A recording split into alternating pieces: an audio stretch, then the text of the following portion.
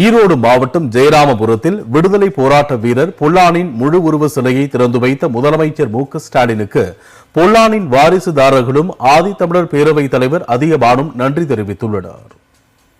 2019 இதே போல மகுடஞ்சாவடியில ஒரு மாநாடு நடந்தது. அதுல மாவீரன் பொல்லான் அவர்களுடைய திரு உருவத்தை திறந்து வைத்தார். அப்போ அங்க ஒரு உறுதிமொழி கொடுத்தாரு. அந்த உறுதிமொழியின் அடிப்படையில நான் ஆட்சிக்கு வந்தேன். அப்போ எதிர்கட்சி தலைவராக இருந்தாரு. ஆட்சிக்கு வந்தா முழு உருவச்சிலையும் கூடிய நினைவு மண்டபம் கட்டப்படுங்கிற உறுதிமொழி தான் அன்னைக்கு கொடுத்தாரு. இப்போ இன்னைக்கு அதை நடைமுறைப்படுத்திட்டாரு. அப்போ அந்த நிறைவேற்றிய அந்த சூழல்ல இது ஒரு மேட்டுத்தளத்துல ஒரு மிகப்பெரிய எழுச்சியை ஏற்படுத்தி இருக்கிறது. 4,90,00,000 செலவுல சிறப்பா பொல்லான் அரங்கம்னு சொல்லி சிறப்பா அமைச்சு கொடுத்துருக்காங்க.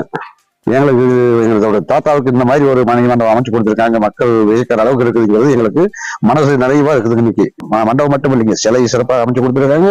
அது சிறப்பு மண்டபம் கீழே ஏழைகள் கல்யாணம் பண்ற மாதிரி எந்த நிகழ்ச்சியும் நடத்திக்கலாங்கிற மாதிரி பர்னிச்சர் என்ன, டேபிள் சேர் என்ன, எவ்வளவு ஒரு திருப்தியா செஞ்சு கொடுத்துருக்காங்க.